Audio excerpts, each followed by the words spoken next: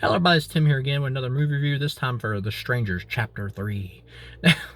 Now, just to say, this whole new Strangers reboot trilogy has been really bad. The first one was bad, the second one was terrible.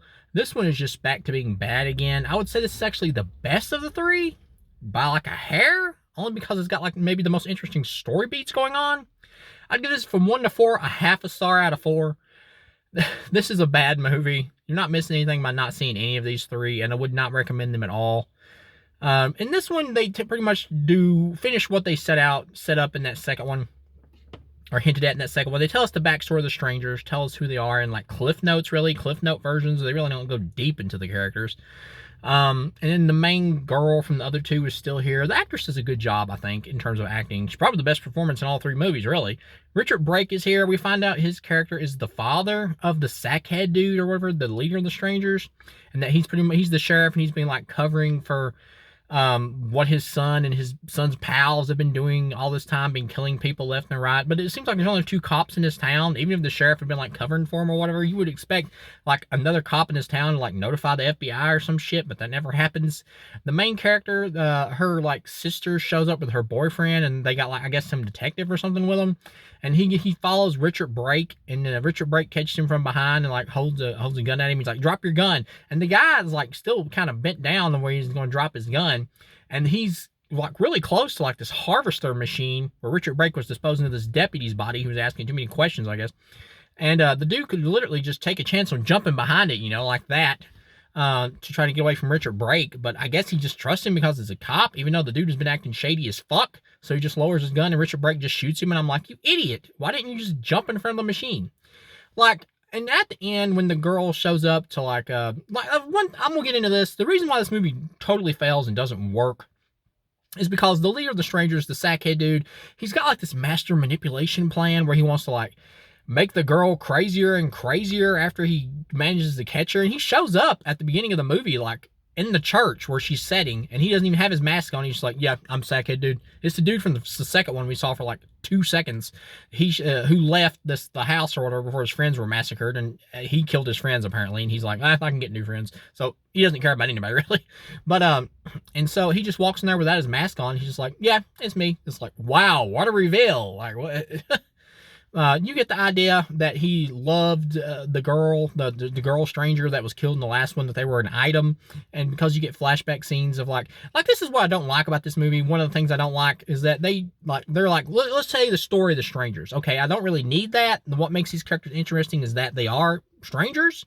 Now that you tell us the explanation of who they are and everything, they're not really strangers anymore. And if you're going to do that, you better make damn sure you got an interesting explanation to pull out your ass here for who they are, who's something interesting.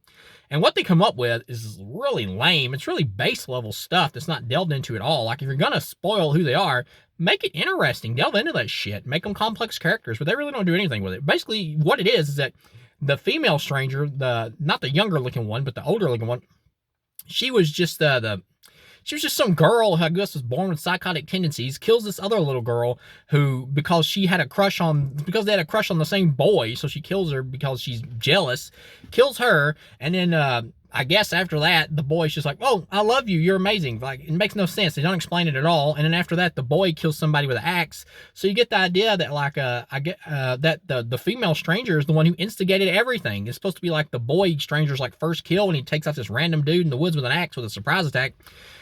So it's why did he start killing? Is just because he had a crush on this girl? And why did he have a crush on this girl after seeing her kill someone? It's he was crazy too, but they don't delve into it.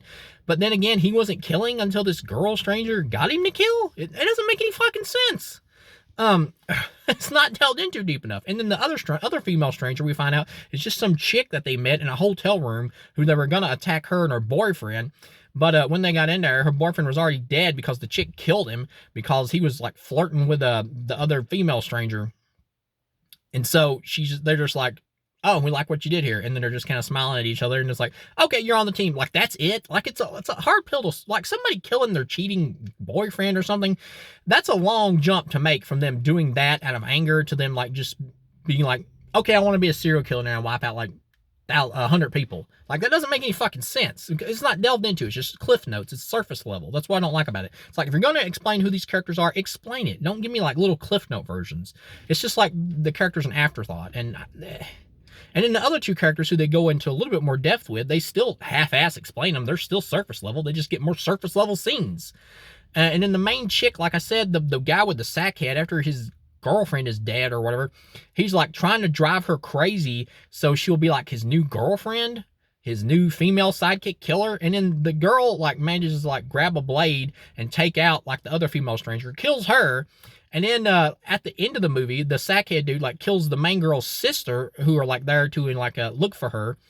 And after he kills her, he just like lets her go, because I guess he's like putting her to a test to see if she'll come back to him, if she wants to be a serial killer now. And it's like, well, even if she does, she's still gonna fucking kill you. You've killed her girlfriend. I mean, not her girlfriend, her sister. You've killed her boyfriend, her fiance or whatever that she was in love with. Even if she's crazy now and wants to kill people, she's not gonna spare your ass. So she comes back to the dude's hideout, goes in there, blows Richard Brake away, and Richard Brake just kind of sits there like, yeah, shoot me, whatever. It's like he wants to die, and I kind of get it with him, because it's like, well, he's covered for his son for so long, maybe he's just like, fuck it at this point, just finish me off. But once again, they don't ever really go into detail about it. They don't go into like detail of like why. Just he would want to cover for his son all this time or whatever. It's just like, well, he's my son, that's it. It's just surface level. You're just supposed to assume when it comes to that. And then a lot of other stuff you can't even assume about, because it's just so unexplained. It doesn't really make any sense. So she walks in there, and then the sackhead dude like takes off his mask. He's like, oh, you love me now. We're the same, because you have nothing and I have nothing. Well, it's like, well, why did you want her to be like you? Were you trying to prove some kind of point that anybody could be a killer if they were turned that way?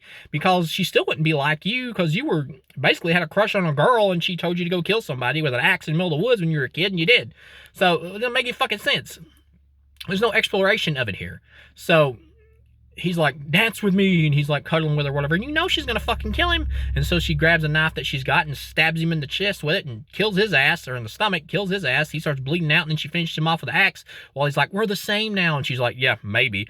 That's supposed to like leave you with the idea of like, well, maybe she'll be a killer, maybe she won't. It's whatever you want it to be. And she just like climbs out of the dude's hideout at the end carrying his sack mask. And so it's like, will she be a killer, or is she just like basically taking this as a trophy to remind her that this cocksucker's dead?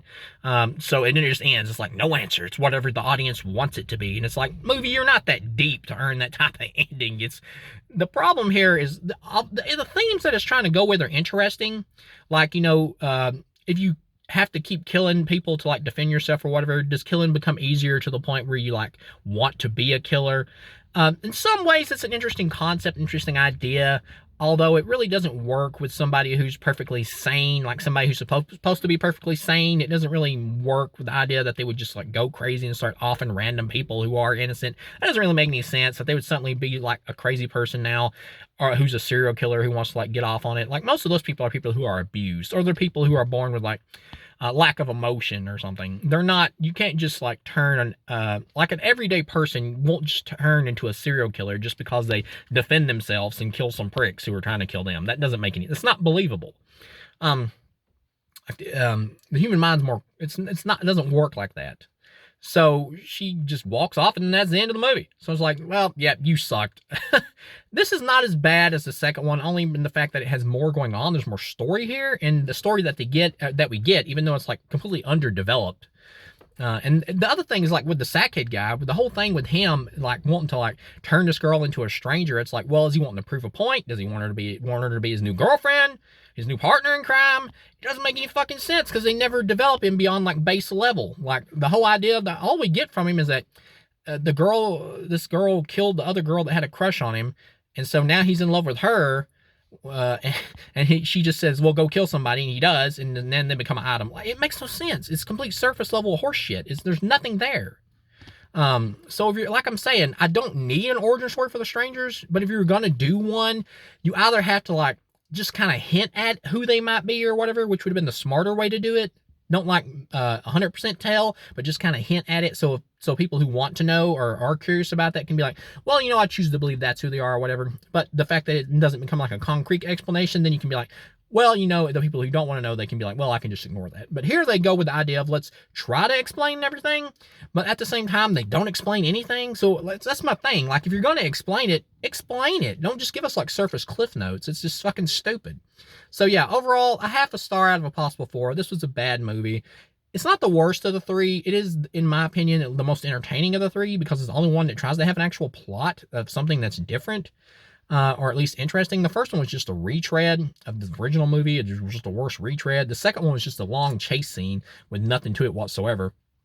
Really boring. And then this one's just kind of like trying to tread new ground, and it's just completely underdevelops everything. There's just nothing here. It's just all cliff notes. But at the same time, at least the cliff notes here are just more interesting than what we got in the first and second one. So yeah, overall, this is a bad movie. This is as a trilogy, it's terrible. So thank you guys for watching, and I'll see you again.